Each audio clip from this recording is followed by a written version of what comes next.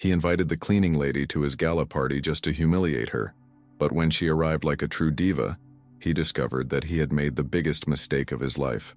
Before continuing, subscribe to the channel, like it, and tell us in the comments where you are watching from. The morning sun on a sultry August in the Hamptons poured through the picture windows, turning every speck of dust into a floating diamond. But Katherine Montgomery didn't see beauty. To her, the light only exposed the imperfections she was paid to eradicate.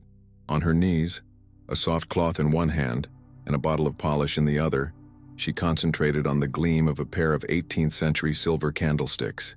Each movement was precise, circular, a choreography of subservience she had perfected over the course of 3 years. Blake Sterling's mansion was a monument to modern excess, a glass and steel edifice that rose defiantly against the Atlantic, but inside it was crammed with antiques he had bought to simulate a history he did not possess.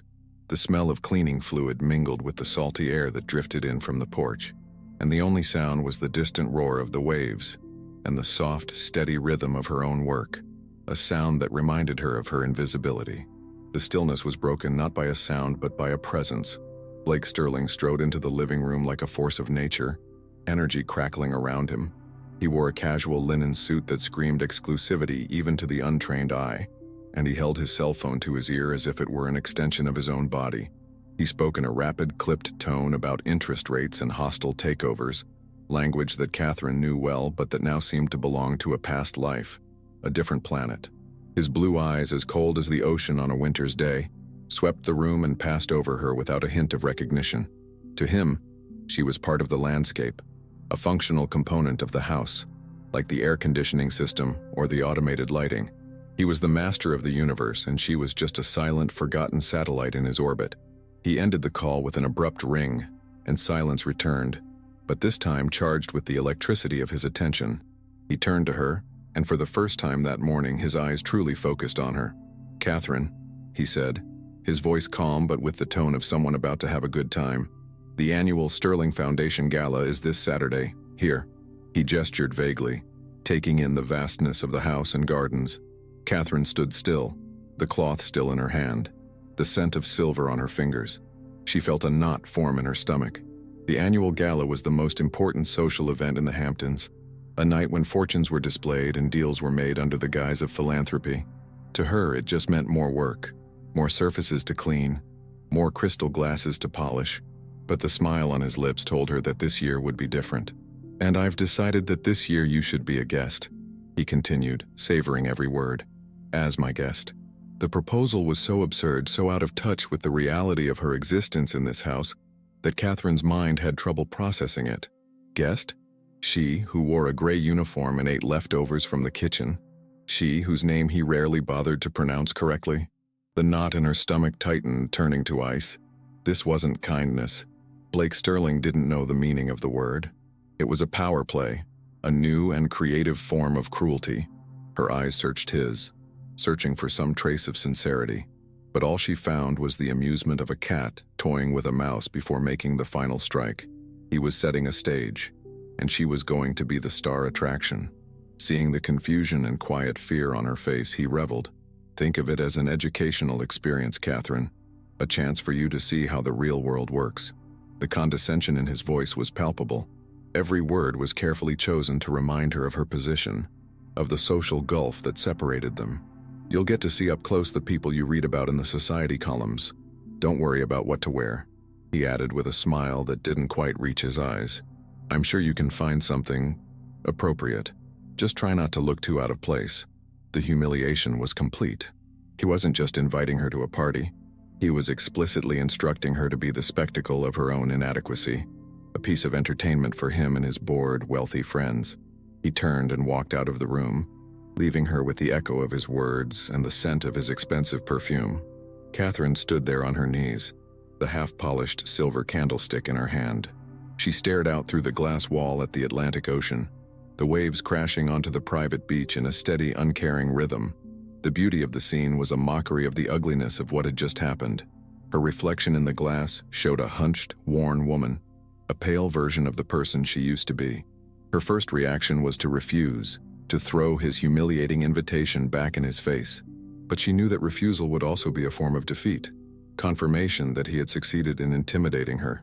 Crying was out of the question. Tears were a luxury she no longer allowed herself. Instead of tears, a different emotion began to rise from the depths of her soul, one she hadn't felt in years. The cold, sharp fury of wounded pride. Montgomery pride.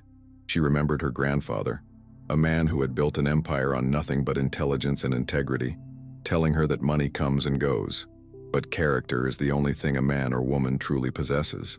Blake Sterling, with all his new money and arrogance, knew nothing about character. He thought power was in his bank account, in his mansion, in his ability to put others down. Katherine decided in that instant that she was going to teach him a lesson. She would go to this party, but she wouldn't go as the frightened housekeeper. She would go as her grandfather's granddaughter. She would go as Katherine fucking Montgomery. The memory of a particular night flooded her mind with overwhelming clarity. The Metropolitan Museum Gala years ago. She had been wearing a custom-made navy satin gown by Oscar de la Renta, a gift from her father. She remembered standing in a circle with a senator, a Pulitzer Prize winner, and a Wall Street titan, discussing government fiscal policy with a confidence that came naturally to her. People didn't listen to her because of her last name. They listened to her because she was smart, informed, and had something to say. She remembered the respect in their eyes, a respect that Blake, with all his wealth, had spent his life trying to buy but could never truly earn. That woman, that version of herself, wasn't dead. She was just asleep, waiting for the right reason to wake up. Blake had just given her that reason. Slowly, with a new determination stealing her spine, she stood. The glow of the candlesticks no longer mattered. She put away her cleaning supplies with precise automatic movements, her mind racing a mile a minute. The dress. She needed armor, and there was only one man in New York she trusted to forge it, Mr. Abramovitz, the old Jewish tailor who had run his shop on Madison Avenue for 50 years. He had made her father's suits and her grandfather's. He knew the Montgomery family's measurements not just in inches but in generations of tradition and honor. He was a man of fierce loyalty, who mourned the family's downfall as if it were his own. Pulling out her cheap cell phone, a device that stood in comical contrast to the luxury around her, she found the old number she had saved out of pure nostalgia. Dialing that number was the first act of her rebellion. As the phone rang, Katherine looked out at the ocean again. The vastness that had once made her feel small and insignificant now seemed like a field of possibilities. The fear was still there, an electric buzz beneath her skin, but now it was mixed with a powerful adrenaline rush. Blake's plan was simple: isolate and humiliate her. His counterplan was even simpler: remind him, and everyone else, of who he was really challenging. The tailor answered the phone in a familiar husky voice, and when Katherine said his name, there was a shocked silence, followed by an emotional whisper. In that moment, she knew she was no longer alone. The mansion in the Hamptons was no longer her prison. It had become her stage, and on Saturday night the curtain would rise on her return. The train ride from the Hamptons to Penn Station in Manhattan was an abrupt transition between two distinct realities. Katherine left behind the sterile calm of the mansion, where the predominant sound was that of wind and waves, and plunged headlong into the chaotic, vibrant pulse of the city. The air on the Lear train was a mixture of hundreds of perfumes, the sound a cacophony of conversations, music leaking from headphones, and the tinny announcements of stations. To the other passengers, she was just another woman in plain clothes, staring out the window as the wealthy suburbs gave way to the industrial cityscape of Queens. No one could guess that she had once belonged to the world of black cabs and private drivers. That anonymity, which had been her shield for 3 years, now felt like an invisibility cloak that she was eager to tear away. Every mile that brought her closer to the city was a step closer to the woman she had been. Stepping off at Penn Station was an assault on the senses, a wave of humanity that hit her hard. She navigated the crowds with a muscle memory she hadn't known she still possessed, heading up 7th Avenue. The city smelled of roasted nuts, bus exhaust, and an unmistakable energy of ambition. She walked several streets, feeling the rhythm of the city sink into her feet. Finally, she reached Madison Avenue. There, amid the gleaming windows of global brands that screamed modernity, stood Mr. Abramovitz's shop, a subdued facade of dark wood and glass, with only one name elegantly etched in gold: Abramovitz and Sons. It felt like a relic of a bygone era, a bastion of tradition and quality. Katherine paused for a moment on the sidewalk, taking a deep breath before pushing open the heavy oak door. A soft ancient bell rang overhead, announcing her arrival at a shrine to the past. The interior of the shop was dark and welcoming, smelling of wool and cedar and the weak tea that Mr. Abramovitz drank all day. From the back of the shop, a stooped elderly figure emerged. It was him. His shoulders were more stooped than she remembered, but his eyes, behind thick-rimmed glasses, were still as sharp and kind as ever. A yard of yellow tailoring thread hung around his neck like a talisman. He looked at her, first with the professional politeness he bestowed on any customer. Then his eyes narrowed in recognition. Confusion gave way to shock, and shock to a wave of emotion that made him falter. "My God," he whispered, his voice hoarse. "Miss Katherine? Is that really you?" Before she could respond, he had come around the counter and wrapped her in a fatherly embrace, a gesture that held all the weight of loyalty and shared history. He led her to the back of the shop, to a small sitting room cluttered with bolts of fabric, pattern books, and black and white photographs of his family. After pouring her a cup of hot tea, he sat across from her, his workman's hands resting on his knees, and simply waited for her to speak. In a calm voice, Katherine explained the situation, choosing her words carefully. She focused not on the humiliation or the pain, but on the need. There was an event, an important gala, on Saturday. It was crucial, she said, that she present herself not just as herself, but as a representative of the Montgomery name. She needed armor, and he was the only armorer she trusted. Mr. Abramovitz listened without interrupting, his expression growing more serious. He, who had dressed New York's elite for half a century, understood all too well the unspoken nuances of her request. This was not about fashion, it was about class warfare. When she finished, he offered no condolences or pity. Instead, his eyes flashed with a glint of defiance. "Mr. Sterling," he said, the name twanging with subtle contempt. "New money. They buy houses in the Hamptons and paintings by old masters, but they can't buy an ounce of class." He stood, his posture now straighter, energized by a sense of purpose. A Montgomery does not enter a room to be ignored. His presence should be a statement. He looked at her, not at the weary housekeeper, but at the heiress of his most respected client and friend. "I consider it my duty, no, my privilege, to see that your statement is heard in every corner of that room. Let us show this man what true elegance means." He was no longer a tailor. He was an ally, a conspirator in the noblest of causes, the restoration of honor. He didn't lead her to a rack of ready-made dresses. Instead, he went to a cedar cabinet in the darkest corner of the room and took out a bolt of fabric with an almost religious reverence. He unrolled it on the large cutting table, and the material seemed to absorb the light in the room. It was neither a flashy red, nor a safe black. It was a silk velvet of a midnight blue so deep it seemed to contain the night sky itself. It had a subtle sheen to it, moving like dark liquid with every touch. "I've had this fabric for 5 years," Mr. Abramovitz said. "A special client ordered it from Italy for an opera dress and then changed her mind. I knew it was waiting for the right occasion, the right person." He began sketching on a pad of paper with quick, sure strokes. "This will not be a dress to seduce. This will be a dress to command. Clean lines, an impeccable cut that emphasizes your posture. Quiet power, Miss Katherine. That's what we're going to create." The process of taking her measurements was a solemn ritual.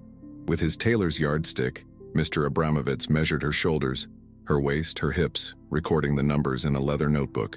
His touch was professional and respectful, but his eyes held an unspoken sadness. "You're thinner," he observed softly, without judgment. "Life has been demanding." Katherine simply nodded. But as he worked, he also noticed something new. There was a rigidity in her spine that wasn't just about posture, it was about determination. There was a strength in her shoulders that came not from muscle but from burdens carried. He was measuring the frame of a woman who had been broken and rebuilt, and her new dimensions were in many ways more formidable than her old ones. He was measuring the armor she already had inside. "Mr. Abramovitz, I need to be honest," Katherine said, her voice low as he continued to write down the numbers. "I can't afford this. What I make, it's barely enough to live on." The confession cost him his pride, but it was necessary. The old tailor stopped writing, but he didn't look at her. Instead, he stared at a faded photograph on the wall, a portrait of Katherine's father. In 1987, he began, the stock market crashed. I was on the verge of losing this shop. Your father came in here one day, wrote me a check for an amount that left me speechless, and said, "Good craftsmen are the heart of this town, David. We can't lose our heart." He never mentioned it again. He finally turned to her, his eyes moist. "Your father's credit is still good in this shop, Miss Katherine, and it always will be. Let's consider this a debt of honor, repaid with interest." The gala was on Saturday. It was Wednesday.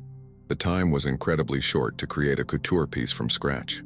"It's impossible," Katherine whispered, looking at the luxurious fabric and the intricate sketches.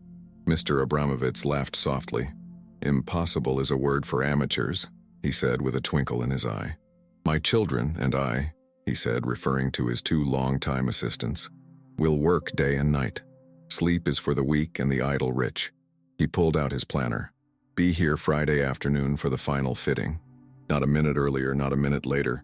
Your dress will be waiting for you." His confidence was infectious. He wasn't just giving her a plan. He was giving her a timetable for victory, a certainty she could hold on to amid the storm of her own doubts. Katherine walked out of the store and back into the hustle and bustle of Madison Avenue. The afternoon sun was beating down on the skyscrapers, and the city felt different.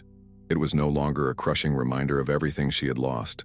Now it felt like a kingdom, her kingdom, and she was preparing to reclaim it.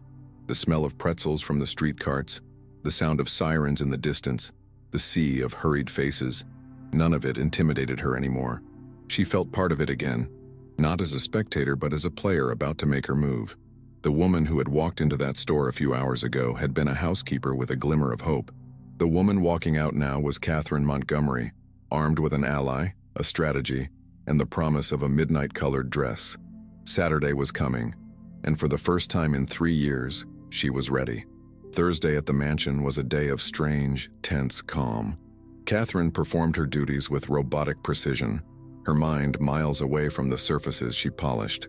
There was a new economy to her movements, an absence of hesitation that Blake, in his arrogance, misinterpreted. He had seen her once in the hallway, and her posture, though still that of a servant, had a straightness that intrigued him. He assumed it was resignation, an acceptance of her humiliating fate. Feeling victorious, he couldn't resist one more barb. "I hope you're practicing your manners, Katherine," he said with a mocking smile as he passed her. "We wouldn't want you to embarrass the house." She didn't answer, only offered a barely perceptible nod. Her calmness disconcerted him for a second, but he quickly dismissed it as fear. Little did he know that her silence was not submission, but the focused stillness of a predator waiting for the right moment to strike. On Friday afternoon, Katherine returned to the concrete jungle of Manhattan. The train ride seemed quicker this time, her anxiety replaced by focused determination. As she stepped back into Mr. Abramovitz's shop, the bell rang with a note of promise. He was waiting for her, and the dress was ready. It hung on a mannequin in the center of the room, and it was more magnificent than she had imagined. The midnight blue velvet caught the light, creating a depth that seemed infinite. It was a masterpiece of restraint and power. As she put it on, she felt the work of a master. The dress fit her like a second skin, every seam, every line a testament to Abramovitz's dedication. He made a few final adjustments, a pinch here, a fold there, with the concentration of a sculptor putting the finishing touches to his work. "Now," he said, stepping back to admire his work. "Now you are a Montgomery again." The ride back to the Hamptons was a different experience altogether. Katherine carried a large, discreet tailor's box, guarding it as if it contained the most precious of treasures. And in a way, it did. It contained her armor, her inheritance, her weapon for the coming battle. Sitting on the train, she no longer looked out the window. Her focus was inward. She mentally rehearsed the coming night, not with fear, but with strategic clarity. She imagined the faces she might see, the conversations she might have, the look on Blake's face. Every scenario her mind conjured ended the same way, with her standing tall, head held high. The weight of the box in her lap was a constant reminder of her purpose, an anchor of confidence in the sea of uncertainty. It was no longer about surviving the night, it was about conquering it.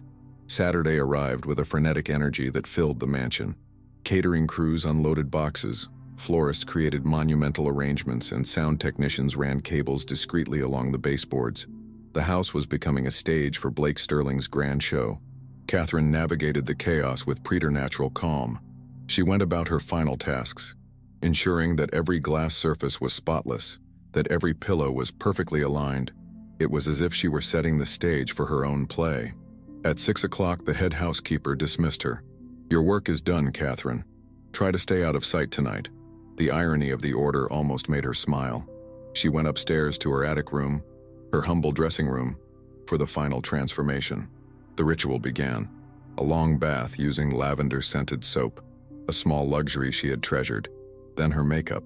With steady hands, she applied a light foundation, a dab of mascara to define her green eyes, and, as a finishing touch, a dark red lipstick, a bold pop of color against the depth of her gown. She brushed her hair into a low, elegant bun, a classic style her mother had taught her. Each action was deliberate, a shedding of the governess's skin and a donning of the heiress's soul. She was not masking herself. She was revealing herself. She was unearthing the woman Blake and the world had tried to erase, and she was preparing her for the light. Finally, the dress. She took it carefully from the box and felt the luxurious weight of the silk velvet. It slid over her body, cool and soft, an embrace of power. When she looked at herself in the small mirror in her bedroom, the woman who looked back at her made her breath catch. It was her, but it was more. The simplicity of the dress emphasized her figure, and the deep color made her eyes seem like jewels. As a final touch, she pinned the only remaining heirloom of her family, a small, delicate platinum and sapphire brooch that had belonged to her grandmother. She pinned it discreetly to the shoulder of the dress. It was a subtle reminder of her lineage. Looking at herself, a figure of royalty restrained against the backdrop of a maid's room, she knew she was ready. The juxtaposition was her story, and she was about to tell it. It was 9 o'clock at night. The party downstairs was in full swing. Katherine could hear the music of a string quartet, a hum of excited conversation and muffled laughter. It was the perfect time. Her heart was beating with a strong, steady rhythm, not from nervousness but from electrifying anticipation. It was time for the hunt to begin. She sat on the edge of her bed for another minute in absolute silence, gathering her composure. She would not rush in. She would make her entrance in her own time, setting the pace of the evening with her first step. She took one last deep breath, the air in her small room feeling thin, and then stood up. The time for invisibility was over. She opened the door and headed for the servants' staircase, the same staircase she used every day to carry buckets and dirty laundry. The irony of her choice gave her a grim satisfaction. She was using the servants' path to make her grand entrance. The wooden steps creaked slightly beneath her heels, the only sounds in the narrow passage. As she descended, the sounds of the party became clearer. The music, the voices, the clink of crystal. It was like approaching a campfire, feeling the heat and seeing the light before she actually saw the flames. She paused on the last step, in the darkness of the servants' corridor that led to the great hall. She was in the wings, waiting for her cue. From her position hidden behind a huge vase of white orchids, she watched. The room was overflowing with wealth. Men in designer tuxedos, women draped in silk and diamonds, loud laughter, firm handshakes, smiles that didn't reach their eyes. And there he was, Blake, at the center of it all. A glass of whiskey in one hand, the other gesturing wildly as he told a story that had his circle of admirers laughing in unison. He was at the height of his power, the undisputed king of his universe. Katherine watched him for a long moment, feeling an icy calm take hold of her.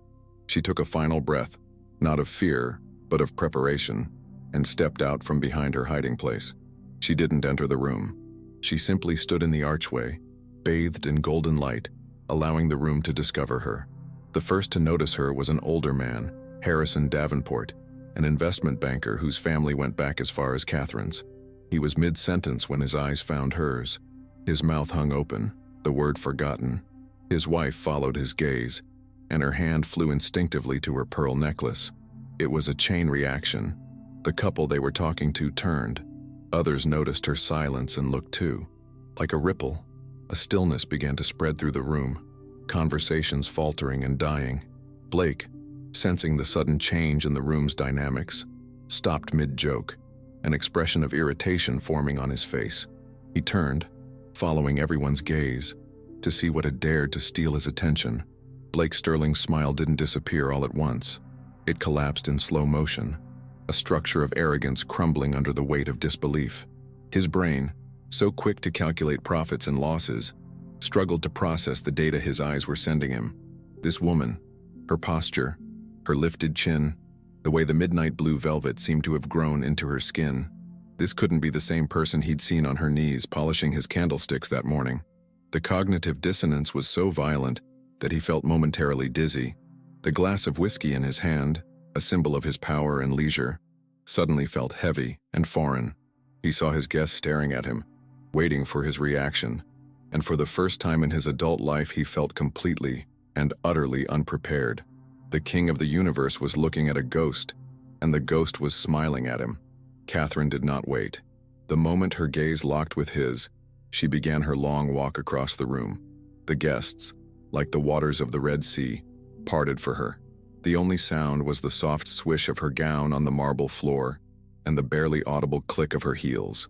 This was not the walk of a woman entering a party. It was the approach of a queen claiming her throne. Her face held no trace of triumph or malice. Her expression was one of an almost unearthly serenity, a calm that was infinitely more intimidating than any display of anger. She moved forward, one step at a time, closing the distance between them, and with each step, the power in the room visibly transferred from him to her, as if an electric current were finding its true conductor. She stopped at the perfect social distance from him. He was taller than she was, but at that moment he felt dwarfed. The silence was a physical entity, palpable and heavy. She was the one who broke it, her voice clear and steady, perfectly modulated to be heard by those closest to her. "Blake, good evening," she said. The simplicity of the greeting was a masterpiece of psychological warfare. "Thank you for inviting me. Your home looks absolutely stunning tonight." Her politeness was an impenetrable armor. By treating him with the perfect formality of a guest of her class, she exposed the crudeness of his plan without saying a single accusatory word. She was playing a game he hadn't even known existed, and she was winning it overwhelmingly. Blake opened his mouth, but before any sound could come out, Harrison Davenport's voice rang out, full of shocked reverence. The old banker stepped closer, his eyes fixed on Katherine, completely ignoring Blake. "Katherine," he said, the name a mixture of question and statement. "Katherine Montgomery? My dear girl, is that really you?" The full name, Montgomery, rang out through the silent room like a gunshot. It was a name that belonged in the annals of New York history, a name associated with old fortunes, with museum boards, with generations of quiet, unshakable power. The name was the final piece of the puzzle, and its revelation caused a collective gasp to run through the room. The word Montgomery set off a storm of whispers. The Montgomerys of Fifth Avenue? I thought they lost everything after the crash of 2008. Her father was a legend on Wall Street. What the hell is she doing here? People looked from her to Blake, and the dynamics of the scene became brutally clear. This was not a case of a millionaire showing off a new conquest. This was something far more complex and embarrassing. This was the heir to new money confronting the specter of old money, and failing the test miserably. The humiliation Blake had planned for Katherine was now falling upon him, not by her, but by the sheer, undeniable force of his name and his history. Katherine turned to Harrison Davenport, her face breaking into a genuine smile, warm and affectionate. "Harrison, it's so good to see you," she said, her voice losing its formality and taking on a personal warmth. "It's been too long. How's Eleanor?" The use of his wife's first name was a masterstroke. It instantly established an intimacy, a shared history, a belonging to a circle where Blake was clearly an outsider. Harrison took her hand and kissed it. "Eleanor will be thrilled to know you're here. We've been so worried about each other, Katherine." Their interaction was that of two members of the same tribe reuniting, reinforcing the gulf that separated their world from Blake's. Feeling his control slipping away, Blake tried to intervene, a pathetic attempt to reinsert himself into the narrative. "You two know each other?" he stammered, the question sounding so naive that several nearby guests frowned. Harrison turned to him with an expression of pure disbelief. "Do we know her, Blake? I watched this young woman grow up. Her father was my mentor." He gestured to the rest of the room. "Half the people in this room owe their careers or their art collections to a Montgomery. The question isn't whether we know her. The question is how you know her." The question hung in the air, an implicit accusation that left Blake unanswered, his ignorance exposed for all to see. The barrier was broken. Other guests, encouraged by Harrison, came forward, eager to greet the figure they had thought had disappeared forever. "Katherine, dear, that dress is a vision. I remember your mother in a similar blue at the opera gala," said an elderly socialite. "Montgomery, I still follow the investment advice your father gave me 20 years ago," added a hedge fund magnate. Each greeting was a knife in the wound of Blake's pride. They were not just greeting her, they were weaving together the tapestry of her identity, each thread a reminder of her status, her intelligence, her lineage. And each thread tightened the noose around Blake's social neck. Reality hit Blake with the force of a freight train. The quiet, efficient woman who cleaned his rooms. Her perfect diction, which he had always attributed to an education above her class but had never investigated. Her reserved dignity, which he had mistaken for shyness. It all made horrible sense now. He had not merely mistreated a maid. He had welcomed into his home the heiress of a dynasty, a woman whose lineage and social capital dwarfed his billions of new money. And he, in his monumental arrogance, had tried to use her downfall as entertainment. The enormity of his miscalculation, his social faux pas, was overwhelming. He had not merely made a mistake. He had become the joke of the night, the cautionary tale that would be whispered in country clubs and private dinners for months to come. The transfer of power was now complete and visible to all. Katherine was no longer alone. She stood at the center of a warm, animated circle of people more powerful than most of Blake's contacts. She laughed, shared a memory, her presence natural and commanding. Blake, the host, the king, stood on the outside of that circle looking in. He was isolated in the midst of his own opulent party. His guests had abandoned him for true royalty. The humiliation he had planned so carefully had been turned against him with poetic precision. He had wanted to show her her place. Instead, she had shown him his. And his place, he realized with growing terror, was that of an outsider. Dinner was served on a long, polished oak table that reflected the light from the chandeliers like a dark lake. Blake sat at the head, a regal figure in appearance, but a prisoner in reality. Every bite of his roast boar with lingonberry sauce was an effort, every sip of wine a bitter liquid. He was hosting a party that no longer belonged to him. The center of power had shifted to the middle of the table, where Katherine sat. She did not dominate the conversation, she inhabited it. With an ease that filled him with gnawing envy, she moved from a discussion of the European Central Bank's monetary policy with a Swiss banker to a review of the latest art biennial with the wife of a museum curator. Her intelligence was obvious, but it was her grace that made her magnetic. She made everyone around her feel smarter, more interesting, and Blake watched silently as the woman he had considered simple-minded orchestrated a social symphony he could never compose. It was Eleanor Davenport, Harrison's wife, a woman known for her kindness and impeccable status in New York society, who asked the question that hung in the air.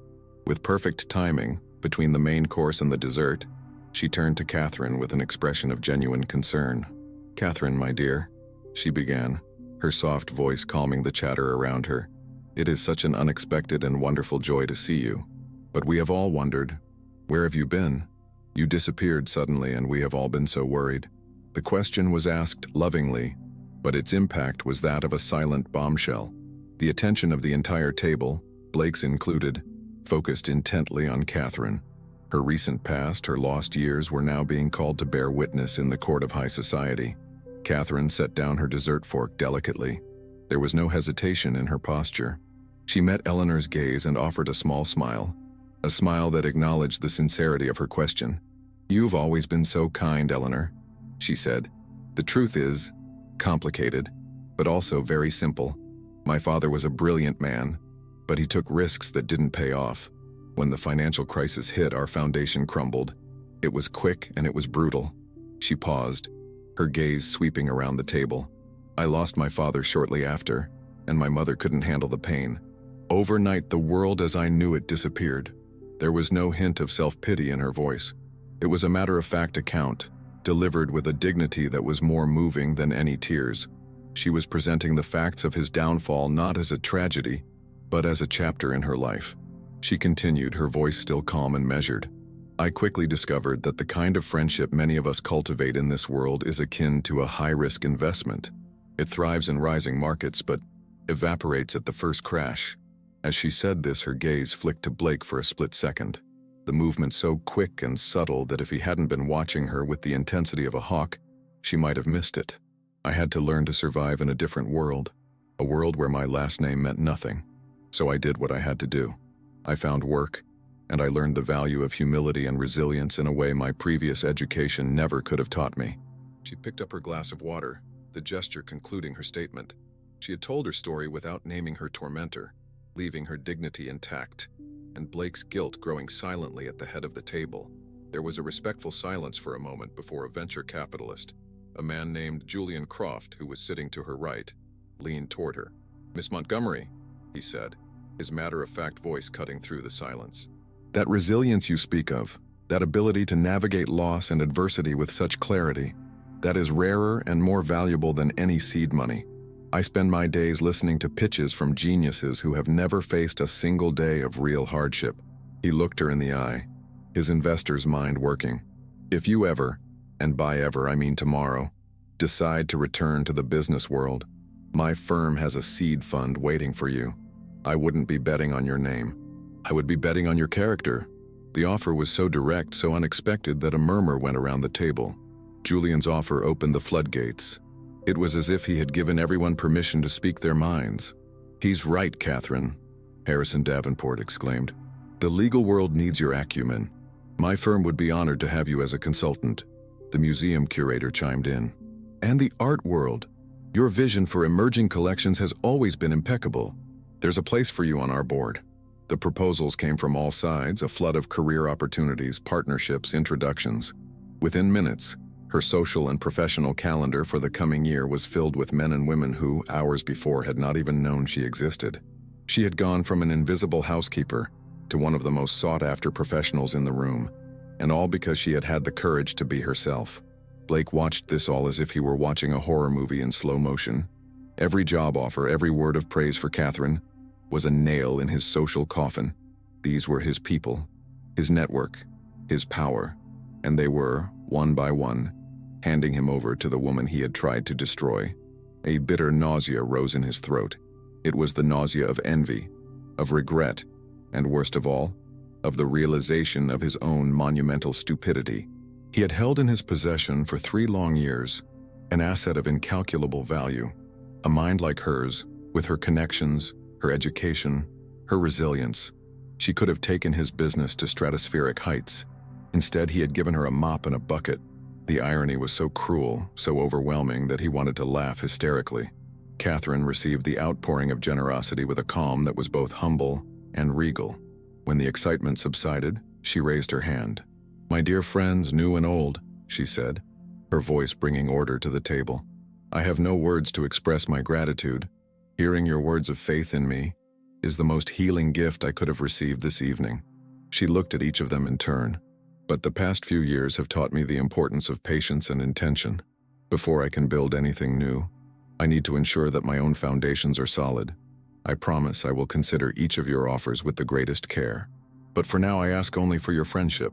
Her diplomatic refusal only increased her value in their eyes. She was not desperate. She was in command. Later, as the guests had dispersed to the drawing room for coffee, Harrison Davenport approached Blake by the fireplace. His approach was casual, but his eyes were not. "Blake," he said quietly, "this is a magnificent party." Blake murmured a thank you. "I want you to understand me," Harrison continued, his tone dropping to a cold warning. "I don't know what your dealings with Katherine are, and I don't want to know, but I want you to know that the game has changed tonight. That young woman is a Montgomery. She's our family, our New York family. If I hear of any more trouble or disrespect from you, you'll find that the doors in this city could close as quickly as they opened for you." The threat was unmistakable. It was old money warning new money. There are rules, and you've just broken the most important one. At 2 a.m, the last guest left. The silence that fell over the mansion was deafening, broken only by the distant sound of the cleaning crew tidying up in the kitchen. Blake stood in the middle of his living room, a battlefield of empty glasses and crumpled napkins, and Katherine was there across the room.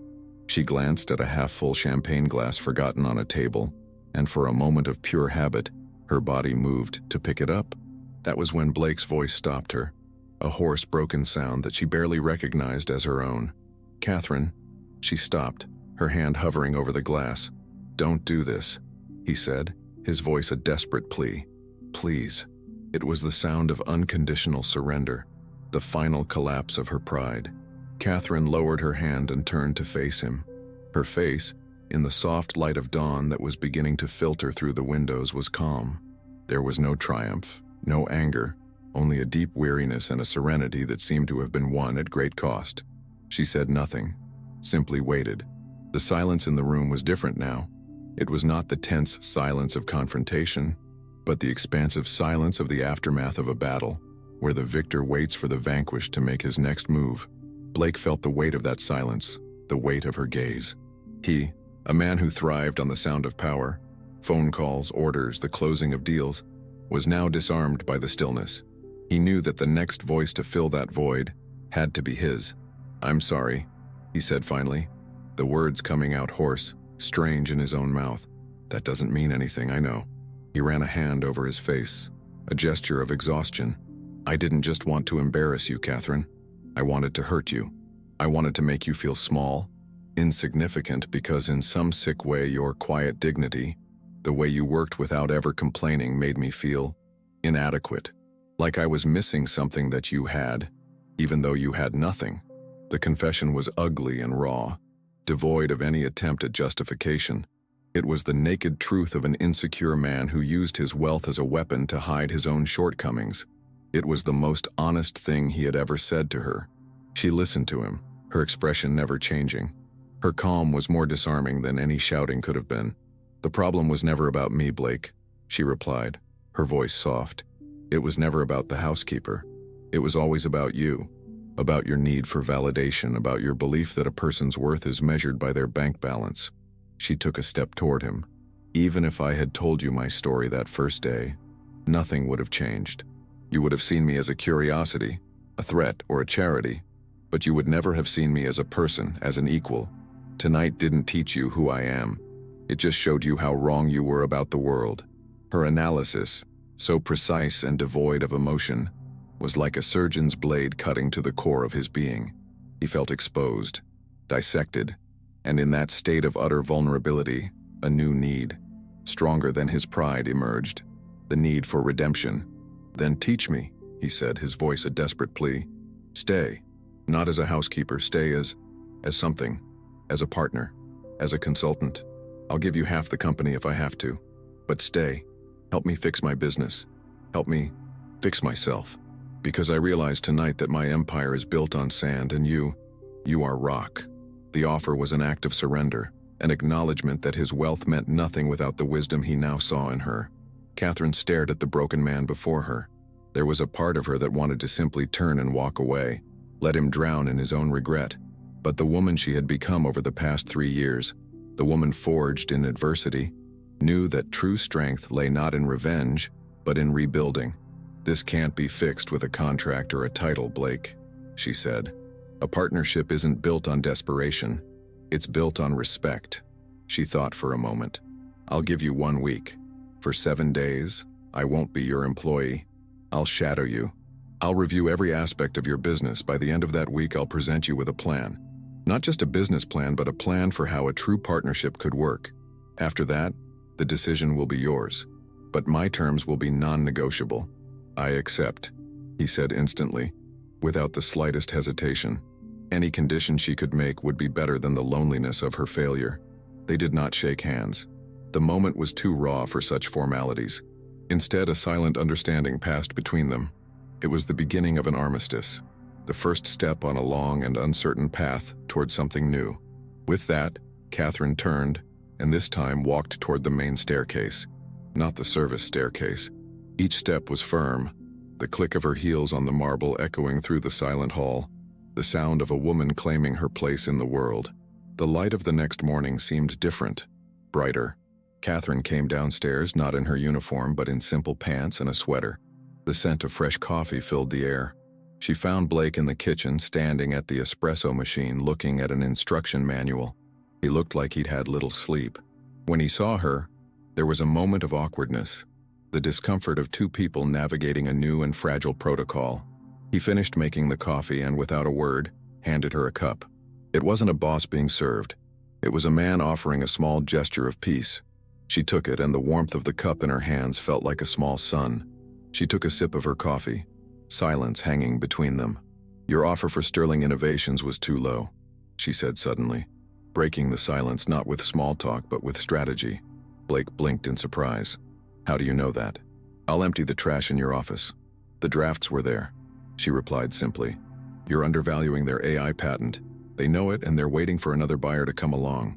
If you don't increase your offer by 15% by the end of the day, you'll lose them to the competition." Her analysis was so quick, so accurate, and so unexpected that Blake was momentarily speechless. She was proving her worth before the week had even officially begun. He looked at her, not at his former housekeeper, but at the brilliant strategist standing in his kitchen. A slow smile, the first genuine smile she had ever seen from him, formed on his lips. "Come," he said simply. He didn't lead her into the dining room. He led her into his private sanctuary, his home office, a dark wood-paneled space overlooking the ocean where the biggest decisions of his empire were made. She had only come in to clean.